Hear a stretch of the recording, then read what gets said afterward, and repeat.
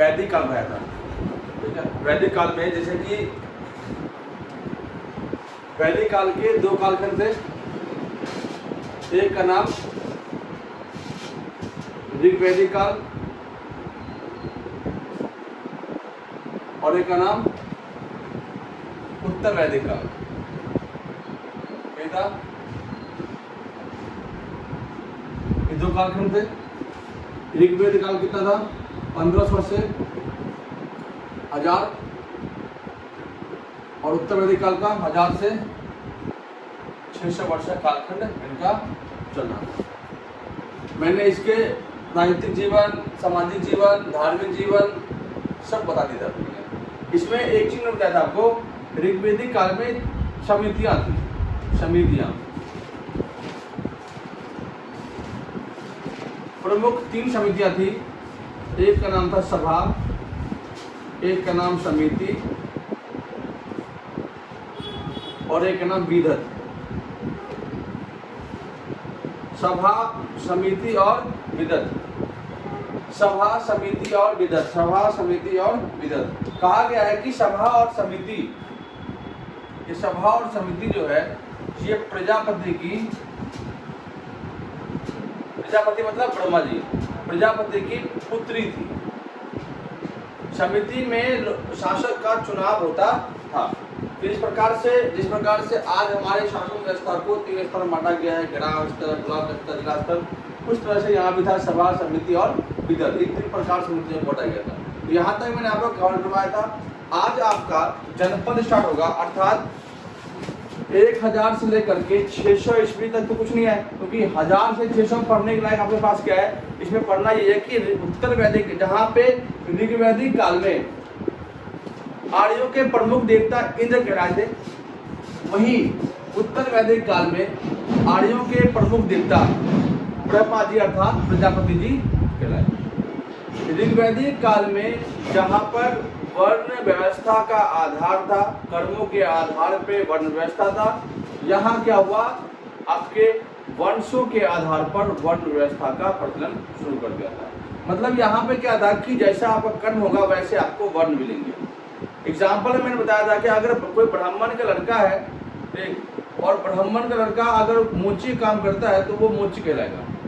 वही मोची का लड़का अगर पूजा पाठ करता है तो वो क्या कहलाएगा? ब्राह्मण कहलाएगा। इस प्रकार की व्यवस्थाएं उलट फेर करके थी, लेकिन उत्तर वैदिक काल में आकर के व्यवस्थाएं चेंज होगी।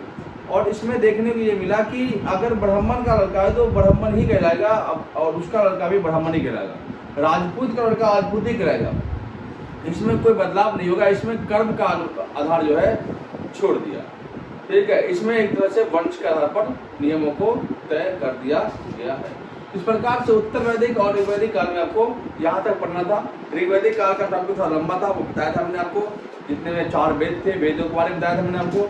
इसके अलावा 10 मंडल थे, 10 मंडलों के जो मेन मंडल थे उनके बारे में बता दिया।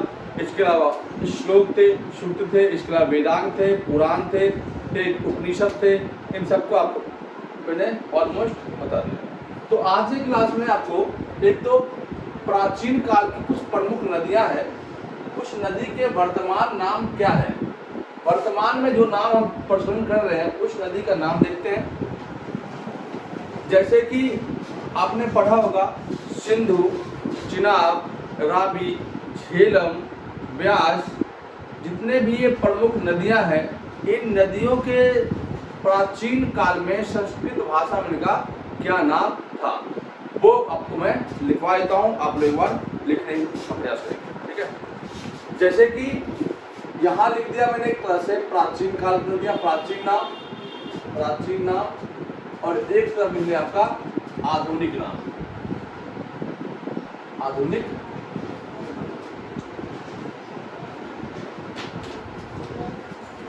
अगर हम प्राचीन काल नदियों को आधुनिक नाम से देखते हैं तो आधुनिक नाम में आपका सबसे पहला नाम देख लो, आपका आता है सरस्वती का।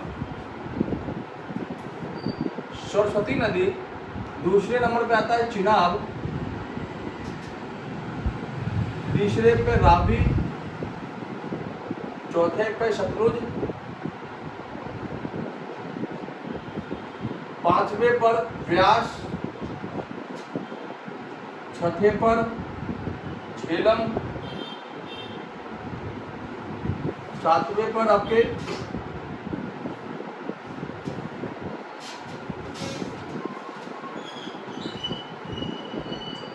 आपका गंगा, गोमती, 8वें पर गंडक, 9वें पर काबुल और 10वें पर एक नदी और है सिंधु नदी। ये आज के वर्तमान नाम है। अगर आप देखोगे तो आज इन नदियों को इन्हीं नाम से हम जानते हैं। अगर प्राचीन काल की बात करते हैं कि प्राचीन काल में इन नदियों का नाम क्या था, तो वो एक बार आप देखें। प्राचीन काल में सरस्वती का नाम जो था वो था आपका घग्गर नाम था, या घाघरा नाम था। ये दो नाम के नाम जानते हैं।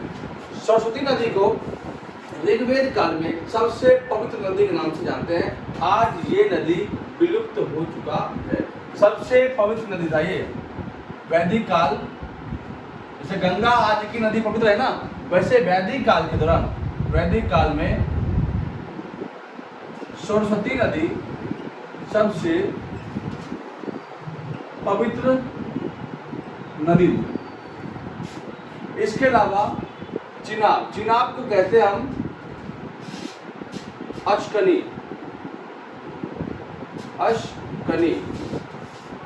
इसके बाद आपका आता है रावी कहते हैं परुषनी।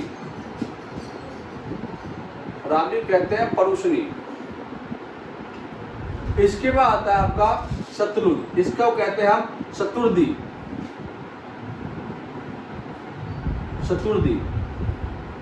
इसके बाद आता है व्यास को कहते हैं विपाशा। फिर नेक्स्ट आता है आपका झेलम को कहते हैं वितस्ता। फिर आता है आपका गोमती कहते हैं गोमल। फिर आता है आपका गंडक को कहते हैं सदानीरा। काबुल का नाम है, आज प्राचीन नाम था कुंभा,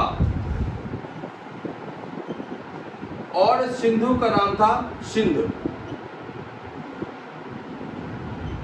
ये प्रमुख 10 नदियों के नाम, और भी नदी है लेकिन मेनली आपके इसी से पूछा आता है केवल क्वेश्चन कि संस्कृत भाषा में या प्राचीन नाम जो है उस नदी का और आधुनिक नाम किस नदी का क्या रखा गया है। सरस्वती नदी को घग्गर या घाघरा के नाम से कहते हैं। ये नदी जो है आधुनिक पंजाब जो हमारा आज का है और पाकिस्तान में नदी बहती थी। ये ऑलमोस्ट नदियाँ सरस्वती, चिनाब, रावी, सतलुज, व्यास, झेलम और सिंधु, ये 7 नदियाँ जो है, ये 6 नदियाँ जो है सिंधु में जाकर के मिलती थी। इसलिए जिस क्षेत्र में ये नदियाँ बहती थी उसे हम कहते थे सप्त सैंधो नदी, सप्त सैंधो क्षेत्र कहते हैं। और इसी सप्त सैंधो क्षेत्र पर जितने भी आर्यंस थे उनका निवास स्थान वहीं पे हुआ था और वहीं से भारत में पलायन किए थे। इसके अलावा 5 नदियों के संगम पर बसा हुआ आपका है पंजाब, जिन्हें बताया था आपका चिनाब, रावी, सतलुज, व्यास और झेलम। ये 5 नदियों के संगम पर बसा हुआ आपका है पंजाब, जबकि सप्त सैंधो प्रदेश में 7 नदियों का मिलान है।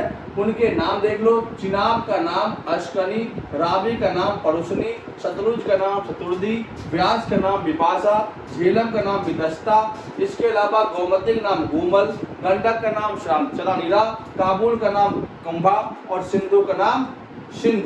ये आपके नदियां हैं। इन नदियों को बारीकी से आप पढ़ेंगे तो आपको चल जाएगा पता कि उस टाइम में नदियां किस तरह से बहती थी। ज्योग्राफिकल अगर चीज़ देखते हो तो ज्योग्राफी में चल जाएगा पता कि आपको ये नदियां बहती किस दिशा में और किधर बहती थी।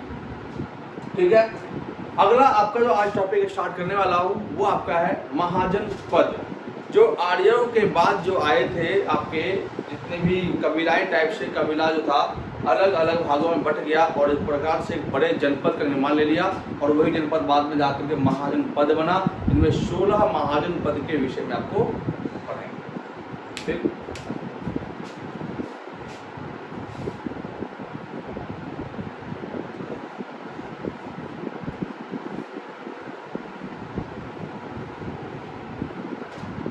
आपको पता था कि जब आर्यंस आए थे तो आर्यंस कबीले में आए थे, ठीक है, कबीले,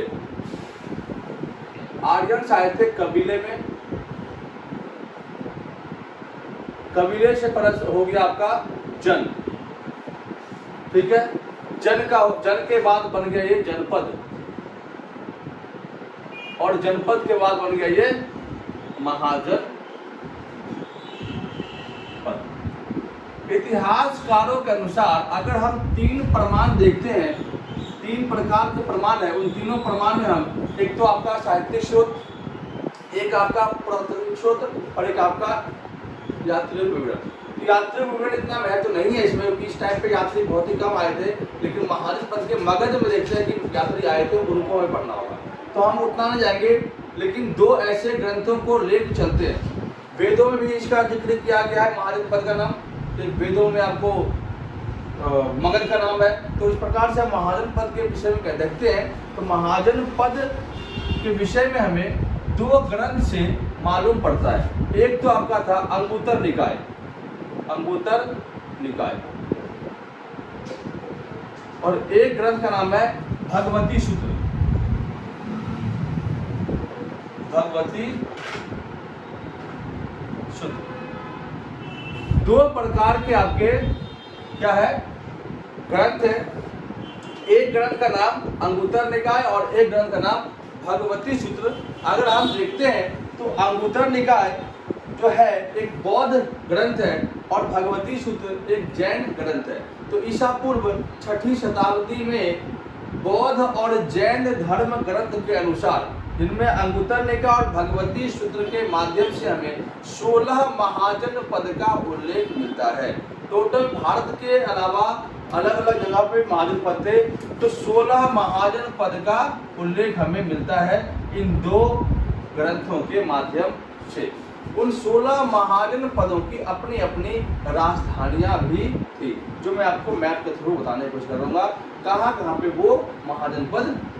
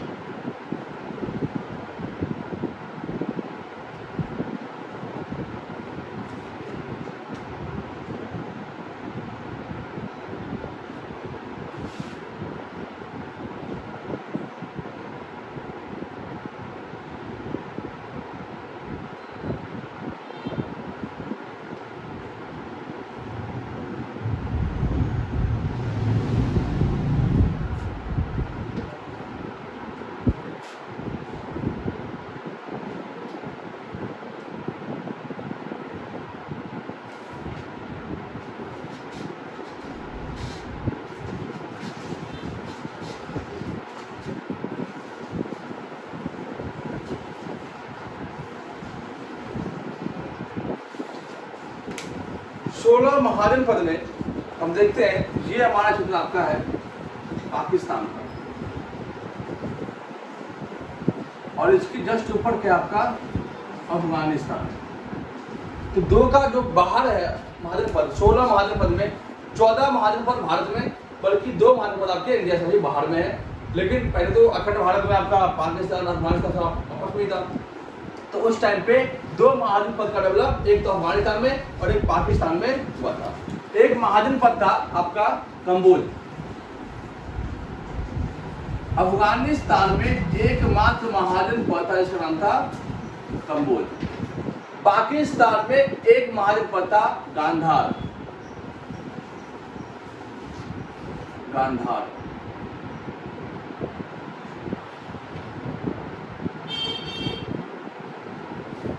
इसके बाद दक्षिण भारत में आंध्र प्रदेश के एरिया में एक महाजन पद देखने को मिलता है जिसका नाम है अशमग।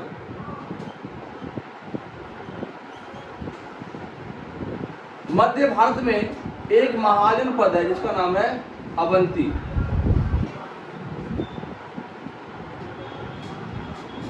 राजस्थान के अंदर एक महाजन प्रदेश का नाम है मत्स्य। हरियाणा के अंदर एक महाजन प्रदेश का नाम है कुरु जनपद। इसके बाद हम चलते हैं फेमस जगह बिहार के अंदर। बिहार में आपको 3 महाजन पद मिलते हैं।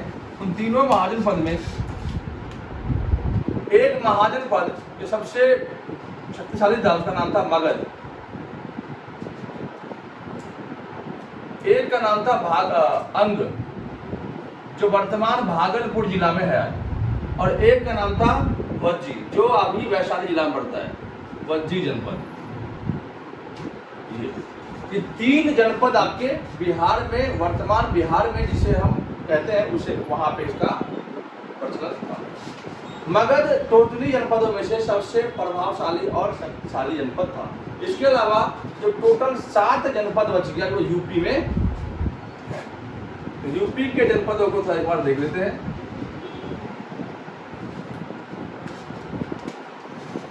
यूपी में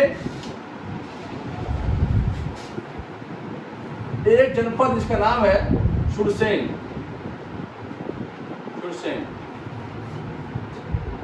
एक का नाम है चेदी, एक का नाम है वत्स, एक का नाम काशी, एक का नाम कौशल, एक का नाम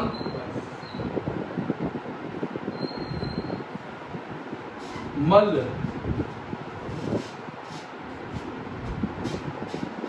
3, 2, 5, 6, एक और है पांचाल।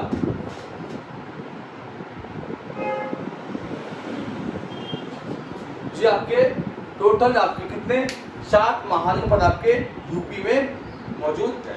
इनकी राजधानियों की बात करते हैं तो सबसे पहले कंबोज की राजधानी हाटक, ये इसकी राजधानी है। गांधार की राजधानी तक्षशिला,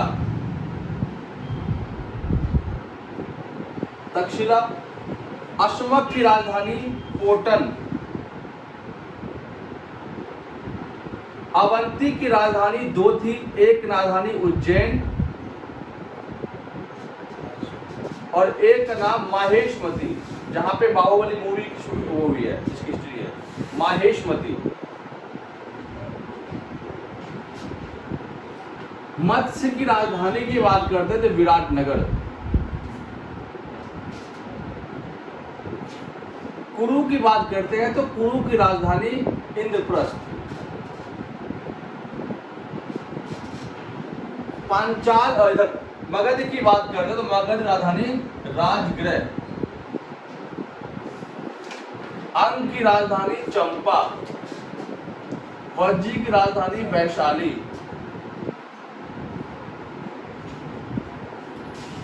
अब 7 बज गए यूपी में देखते हैं। सुरसेन की राजधानी आधुनिक मथुरा, चेदी की राजधानी शक्तिमती,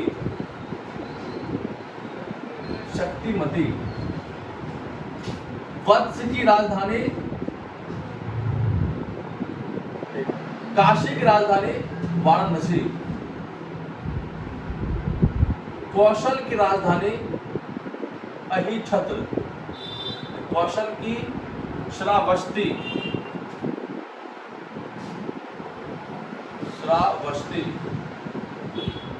मल्ल की राजधानी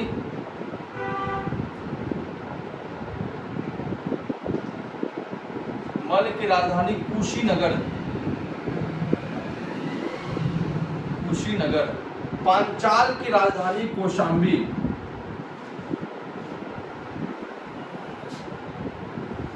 और वत्स की राजधानी अहिछत्र। ये टोटल आपके 16 महाजन पद हैं, जो कि 7 आपके उत्तर प्रदेश में है और 3 बिहार राज्य में है, एक आपके दक्षिण भारत में है, एक आपके मध्य भारत में, एक राजस्थान में है, एक हरियाणा में है, एक पाकिस्तान में है और एक अफगानिस्तान में है। टोटल 16 महाजन पद इन सब महाजन पद के में से सबसे शक्तिशाली हुआ मगध। मगध के शक्तिशाली होने के 3 कारण हैं। इन 3 कारणों में सबसे पहला कारण है आर्थिक कारण। अगर हम आर्थिक कारण की बात करते हैं तो मगध की अर्थव्यवस्था बहुत ही उन्नत किस्म की अर्थव्यवस्था थी, क्योंकि मगध राज्य का उत्कर्ष, मगध राज्य का जो है उदय गंगा नदी के किनारे हुआ था। गंगा नदी के किनारे होने के कारण मगध के क्षेत्र जो थे उनके मिट्टी काफी उपजाऊ थी। इसके अलावा मगध के एरिया में भारी मात्रा में जंगल पाए गए और उन जंगलों में से अलावा खनिज तत्व भी पाए गए। उन खनिजों में बात करते हैं तो लोहा इनका सबसे मजबूत जो है क्या मिला, एक प्रकार से धातु मिला। और इसी के साथ हम देखते हैं कि जनपद के टाइम से ही, आरंभिक नगर के टाइम से ही लोहे के आविष्कार होने के कारण मजबूत और अत्याधुनिक हथियार जो है बनने शुरू हो गए। लोहे के आविष्कार से एक नया बदलाव आया। अच्छे मोटे ताजे पतले पतले औजार बनने के कारण जो भारी बड़े बड़े जंगल थे उन जंगलों को काटने में आसानी हो गई और जंगल को काटा गया और काट करके उसको साफ करके कृषि लायक उसको बनाया गया।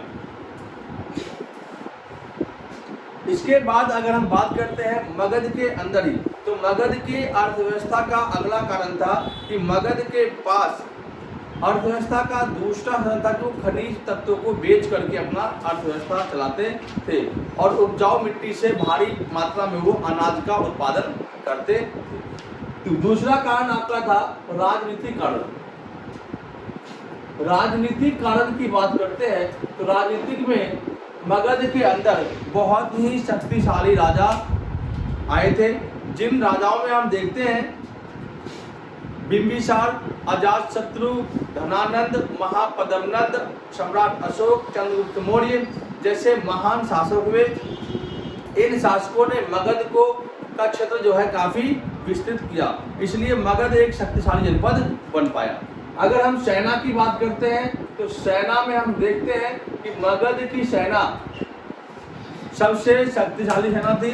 इसके अलावा मगध ही जनपद ऐसा था जिसके पहले शासक बिंबिसार ने अपने साथ जो है स्थायी सेना रखना शुरू कर दिया और स्थायी सेना के होने कारण हमने देखा कि चंद्रगुप्त मौर्य और महापद्मनंद के पास लगभग 1.5 लाख पैदल सिपाही, इसके अलावा हाथी सैनिक, इसके अलावा घुड़सवारी सैनिक और रथ सैनिक इनमें शामिल थे। मगध जनपद एक ऐसा जनपद था जिसके पास अपनी सेना में हाथी सैनिक शामिल था। मगध जनपद का विस्तार इतना हुआ कि उसने सब जनपदों पर कब्जा करके अपना राज्य क्षेत्र को विस्तार कर लिया। यहाँ तक कि कंबोज, गंधार, कुरु, मत्स्य, अवंती, मल्ल, पंचाल, अश्मक इन सभी जनपदों को मगध में मिला करके मगध के क्षेत्र को आगे बढ़ाया। मगध के अंदर 7 वंशों ने राज्य किया। उन 7 वंशों में अलग अलग वंश हैं, जिनमें पहला वंश था हर्यक वंश, दूसरा वंश था नाग वंश, तीसरा वंश था नंद वंश, चौथा वंश था मौर्य वंश, 5वां वंश था शुंग वंश, फिर आपका छठा वंश था कण्व वंश और साथ में आपका 7वां वंश था आपका सातवाहन वंश। इन वंशों में हम देखते हैं कि पहला वंश हर्यक वंश था, लेकिन अगर आप हिस्ट्री को डीपली पढ़ते हो तो हिस्ट्री में, इतिहास में कहा गया है कि जो भारत का जो पहला वंश था वो हर्यक ना होकर के, मगध के अंदर हर्यक ना होकर के वो बृहद वंश था। बृहद वंश का पहला शासक बृहद्रथ था। बृहद्रथ का जो पोता हुआ वो हुआ जरासंध। जरासंध और भीम के बीच एक मल्ल युद्ध हुआ। उस मल्ल युद्ध में जरासंध की हार होती है और भीम की विजय होती है। इसके बाद बृहद वंश का अंत होता है। तो मगध के बृहद वंश का जिक्र जो है महाभारत के अंदर भी मिलता है। महाभारत जो ग्रंथ है उसमें भी बताया गया है कि जो भीम जो है जरासंध को हरा करके बृहद वंश को समाप्त कर दिया। इसके साथ ही एक नया वंश आया आपका हर्यक डायनेस्टी। हर्यक वंश का पहला शासक आपका बिंबिसार था। बिंबिसार काफी योग्य शासक माना जाता है। बिंबिसार ने अपने राज क्षेत्र का काफी अच्छा विकास किया। बिंबिसार अपने शासन काल में मगध को काफी ज्यादा ही आगे तक बढ़ाया, लेकिन मगध के अंदर जो है आपका वैशाली जनपद उसको जीत नहीं पाया। लेकिन हम बात करते हैं अवंती क्षेत्र को मगध में मिला लिया गया। इसके अलावा काशी को भी मगध के अंदर मिला लिया। तो मगध के जो 7 वंश हैं उन 7 वंशों को देखते हैं और इसके अलावा उन वंशों को एक करके पढ़ते हैं।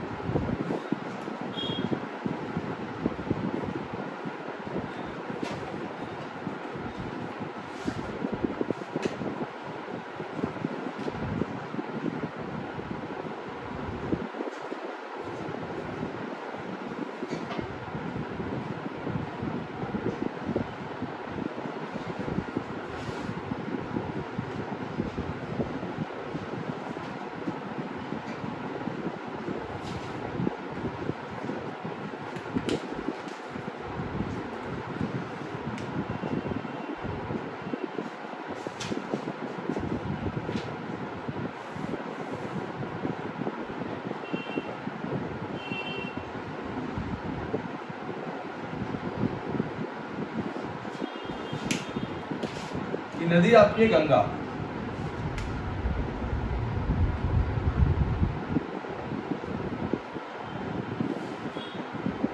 गंगा है।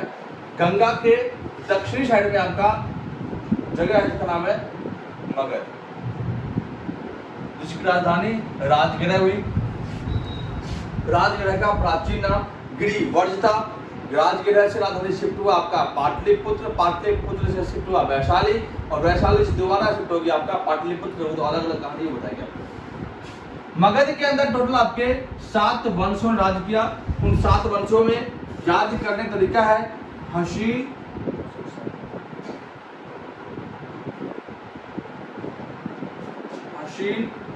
मशुक, शाह। हशीन, मशुक, शाह। हाथ से आपका होता है हर्यक वंश। हाथ से हर्यक वंश। सी से शिशुनाग वंश, नाग वंश। न से नंद वंश। म से मौर्य वंश। शु से शुंग वंश। स से कनव वंश और सा से सातवाहन वंश।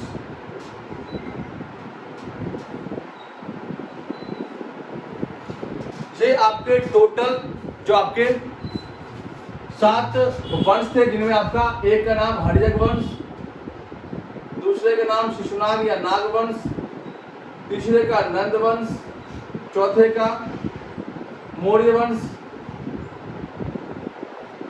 पांचवें का शुंग वंश, छठे का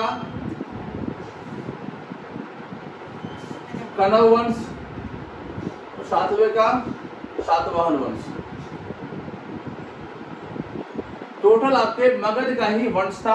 अजय वंश के नाम से कहते हैं कि मगध के बाद जो है, जिनमें हर्यक वंश के बाद राजनीति किसने संभाली? हर्यक को उखाड़ के किसने फेंका? तो शिशुनाग ने। शिशुनाग को उखाड़ किसने फेंका? नंद ने। नंद को किसने उखाड़ फेंका? मौर्य ने। मौर्य को उखाड़ किसने फेंका? शुंग वंश ने। शुंग को उखाड़ किसने फेंका? कण्व ने। और कण्व उखाड़ किसने फेंका? सातवाहन ने। फिर सातवाहन का अंत हो गया और फिर एक नए डायनेस्टी अर्थात गुप्ता डायनेस्टी की शुरुआत होती है। इस प्रकार से इतिहास को पढ़ने का तरीका है कि आप अगर सिस्टमेटिक ढंग से पढ़ते हो तो इतिहास को आराम से कवर कर लोगे। हर्यक वंश के अंदर की बात करते हैं तो हर्यक वंश का शासक था प्रथम आपका बिंबिसार। डेट ईयर इसमें ज्यादा इंपॉर्टेंट नहीं होता, क्योंकि आज के एग्जाम में आपका डेट वेट नहीं पूछता, इसलिए डेट वेट करना ज्यादा जिक्र नहीं किया गया है। बिंबिसार का पुत्र हुआ आपका अजात शत्रु, और अजात शत्रु का पुत्र हुआ आपका उदयीन। ठीक, तो इन 3 शासक के बारे में पहले पढ़ते हैं। इनमें से पहला पढ़ेंगे आपका बिंबिसार। बिंबिसार एक योग्य शासक के साथ साथ काफी ज्यादा ही कह लो कि अय्याज शासकों में से भी एक माना जाता है, लेकिन शादी विवाह करने में ये काफी ज्यादा ही अव्वल माना जाता है। ऐतिहासिक अगर हम प्रमाण की बात करें तो प्रमाण में इनके पास 3 पत्नियों को लाइसेंस मिला हुआ था, लेकिन कई इतिहासकारों के मुताबिक बिंबिसार के पास लगभग 400 पत्नियां थी, और वो 400 पत्नियां वो ढूंढता ही इस ऐसे पत्नियों ढूंढता था कि नवरसा वाली लड़कियां होती ना, नवरसा मतलब होता है कि जिस लड़की के भाई ना हो, अर्थात जिस राजा का पुत्र ना हो, पुत्री उसकी हो, तो वो बिंबिसार जो है उस लड़की को ढूंढता था और उस लड़की को पटा करके उससे शादी करता था और अपने राज क्षेत्र को बढ़ाता था। 3 पत्नियों को याद करना है, एक पत्नी आपकी बिहार में, एक पत्नी यूपी में, एक पत्नी पंजाब में। बिहार की पत्नी, पंजाब की पत्नी, पंजाब की पत्नी होती क्षेमा थी। बिंबिसार की 3 पत्नियां थी, एक का नाम क्षेमा, एक का नाम क्षेमा जो पंजाब प्रांत की, जिसका नाम था क्षेमा।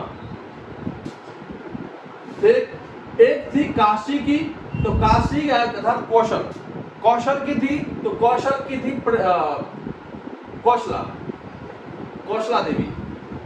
और एक बिहार अर्थात वैशाली क्षेत्र की थी, उसका नाम था चेलना। ये 3 पत्नियों को बिंबिसार ने लाइसेंस दे रखा था कि ये मेरी पत्नी है। इसके अलावा कितनी पत्नियां थी पता नहीं, अगर सबको लाइसेंस देता तो चलता पता कि आज जितने भी लोग हैं वो बिंबिसार का ही वारिस है। इसलिए उसने कहा कि इतना वंश बढ़ाना अच्छा नहीं है, 3 पत्नी काफी मेरे लिए। क्षेमा पंजाब प्रांत की, कौशला कौशल की, और चेलना आपकी बिहार के वैशाली जिले से। अब हम बात करते हैं, चेलना जो थी एक जैन कन्या थी, ठीक। कौशला जो थी ये राजा प्रसेनजीत की बहन थी, राजा प्रसेनजीत की बहन। प्रसेनजीत ने जो है बिंबिसार को से शादी जब करवाया अपनी बहन की, तो हम देखा कि बिंबिसार की पत्नी कौशला को एक दहेज के तौर पे श्रृंगार के लिए काशी जनपद, कि वहां से जो टैक्स आएगा उस टैक्स से मेरी बहन जो है केवल मेकअप का काम मतलब यूज करेगी, मेकअप करेगी। अब सोचो कि आज के टाइम में लोग 2 रुपए की लेक्मी या क्या कहते हैं उसको, लेक्मी कह लो या फाउंडेशन क्रीम लगा लेते थे, होती है भाई कितनी ज्यादा ही अमीर हो। उस टाइम की रानी थी कौशला, जिसको काशी जनपद मिला था। अगर आज के टाइम में किसी को एक जिला मिल जाए, वहां टैक्स आए और उस टैक्स से मेकअप करे, तो वो सोचेगा हम जमीन पे है, हम चांद पे हैं। आज की जो लड़कियों की सोच है, एक आईफोन ले लेती है, आईफोन, तो आईफोन के साथ सेल्फी करने के लिए वॉशरूम का यूज करती है। घर में मिरर है ही नहीं। मोस्टली लड़की को देखोगे आप, तो मोस्टली लड़की को देखोगे कि वॉशरूम में जाकर के सेल्फियां लेती है, मतलब उनको और कहीं नहीं मिलता। भाई तुम्हारे घर पे भी है, बाहर भी मिरर लगा होता है, लेकिन वॉशरूम में क्या तुम्हें कौन सी अच्छी खुशबू आती है वहां पे। अब फिर डालेंगे आई मीन टूर, भाई अरे ये टूर पे गई है, वॉशरूम में टूर जाते कोई। तो कौशला को क्या मिला, काशी जनपद। तो सोच सकते हो कितना ज्यादा टैक्स आता होगा, उस टैक्स से वो अपने मेकअप का काम करते थे। बाद में जब बिंबिसार मर जाता है तो प्रसेनजीत जो है वापस जो है छीन लेता है काशी। लेकिन बाद में होता क्या है कि अजात शत्रु प्रसेनजीत की बेटी से विवाह कर लेता है, और बेटी से विवाह करने के बाद दोबारा काशी ले लेता है। का दो पहले तो युद्ध करता है, 3 बार युद्ध होता है, युद्ध अजात शत्रु के बीच और प्रसेनजीत के बीच। अंतिम प्रश्न पहले हारता है प्रश्न, फिर जीतता है अजातशत्रु और फिर हार जाता है। दोनों की संधि होती है, संधि के बाद विवाह होता है, विवाह के बाद काशी वापस लेता है। तो क्वेश्चन पूछाता है कि कौन सा ऐसा शासक था जो बिना युद्ध किए काशी को अपने राज्य मिला लिया? तो बिंबिसार। कौन ऐसा शासक था जो काशी को मिलाने के लिए प्रसेनजीत से युद्ध किया? तो अजातशत्रु। तो क्वेश्चन आपका कहीं से ही बन सकता है। बिंबिसार के टाइम में हम देखते हैं कि प्राचीन काल में वर्तमान भारत में, अखंड भारत में एक विश्वविद्यालय था जिसका नाम था तक्षशिला। तक्षशिला विश्वविद्यालय दुनिया का सबसे प्राचीनतम विश्वविद्यालय है, जहां पे हर एक शिक्षा की पढ़ाई होती थी। उसी विद्यालय में एक इतिहास के मुताबिक कहा गया है कि जो चेलना थी, चेलना का ही बेटा था, उसका बेटा था वो यहाँ पे चिकित्सा का काम करता था, जो उसका राजवैद्य था बिंबिसार। बाद में वही राजवैद्य जाकर के जो है अवंती को मिलाया। तो उस राजवैद्य का नाम था जीवक। क्या नाम था? जीवक। जीवक उस टाइम पे तक्षशिला का मतलब अध्यापक भी था और एक प्रकार से वो चिकित्सक था। तो हुआ क्या, बिंबिसार ने सोचा कि पहले वैशाली जनपद को मिला ले जाए, क्योंकि वैशाली जो था काफी ज्यादा ही एक विवादित क्षेत्र था। विवादित इसलिए था क्योंकि गंगा और सोन नदी यहाँ पर बहती है। गंगा और सोन और गंडक के बीच में आपका बस गया था वैशाली जनपद। तो वैशाली में आमदनी क्षेत्र बढ़िया था, वहां के पास उनके पास हथियार भी बढ़िया थे। तो बिंबिसार ने अटैक कर दिया वैशाली पर, हार गया, जीत नहीं पाया। सोचा वैशाली को छोड़ दो और चलते गए। और तो उसी बीच अवंती को देखा कि अवंती का शासक था, अवंती का शासक था, अवंती के शासक बीमार पड़ गया। तो अवंती के शासक बीमार पड़ा तो उसे को पीलिया नामक बीमारी हो गई। तो राजवैद्य जितने भी थे अवंती के शासक के, उन्होंने कहा कि महाराज जी अब आपका टाइम खत्म हो गया है और अब आपको M94 जो है परमाणु बम है उसे आपको लॉन्च कर दिया जाएगा सेटेलाइट से, इसरो से आपको लॉन्च कर दिया जाएगा। मतलब आप जाने वाले हैं, दुनिया में खत्म आपका। अब जो भी आपके दिन बचे हुए हैं उस दिन में आप ऐशो आराम कीजिए, मर जाइए। वैद्य ने ऐसा कह दिया। बिंबिसार को चला पता कि ऐसा मौका नहीं मिलेगा अवंती को मिलाने के लिए। तो बिंबिसार ने अपने राजवैद्य जीवक को भेज दिया। जब जीवक वहां गया तो राजा को पानी वानी पिला दिया, राजा ठीक हो गया। ठीक हुआ तो अवंती को मिला दिया मगध। मगध का क्षेत्र, अब मगध का क्षेत्र जैसे बढ़ा, मगध का क्षेत्र बढ़ना शुरू हो गया, मगध जो है विस्तृत होना शुरू हो गया। और बिंबिसार यहाँ शादी कर ही रहा था, शादी मतलब रोक ही रहा था, बुढ़ौती में जाके शादी कर रहा था। तो अजातशत्रु की गर्लफ्रेंड थी, कहा कि हम तुमसे तभी शादी करेंगे जब तुम्हारे बाबूजी शादी करना बंद कर देंगे या तुम राजपाट ले लो। तो अजातशत्रु ने अपने पिता से कहा, पिता हमें जो है राजपाट दे दो, अब बहुत हुआ आपका ये नाच गाना, आप जाइए अपना रेस्ट लीजिए या जाइए अपना कहीं अनाथ आश्रम पढ़ लीजिए। बिंबिसार ने कहा नहीं, दे दूँ राजपाट, जब तक मैं जिंदा होता तो राजपाट वही करूँगा। तो आपको पता होगा महात्मा बुद्ध उस टाइम पे थे, महात्मा बुद्ध की उम्र उस टाइम पे कम थी, मतलब यंग एज में थे। महात्मा बुद्ध का भाई था देवदत्त। चला भाई आपने सुना होगा हंस की कहानी, जब देवदत्त हंस को मार देता है तो सिद्धार्थ उसको बचाता है। तो राजा सुयोधन फैसला करता है कि मारने वाले ज्यादा अधिकार किस चीज को होता है, बचाने वाले को। इसलिए ये हंस किसका होगा? सिद्धार्थ का होगा। ये कहानी सुनोगी। तो देवदत्त ने भड़का दे किसको? अजातशत्रु को। अगर अपने बाप को मार दे फिर खत्म है। बाबू नहीं माना, गया अजातशत्रु को पीछे में छुरा मार के खत्म कर दिया अजातशत्रु। बिंबिसार बिंबिसार के मरने के बाद कौशला ही मर गई, उसके प्यार वियोग। जब कौशला का देहांत हो गया तो प्रश्नित गुस्से में आकर के काशी जनपद को छीन लिया। अब यहाँ मगध का शासक कौन बन गया? अजातशत्रु। ठीक है, अजातशत्रु के बारे में हम अगली क्लास में पढ़ेंगे, उदय के बारे में हम अगली क्लास में पढ़ेंगे। ठीक है,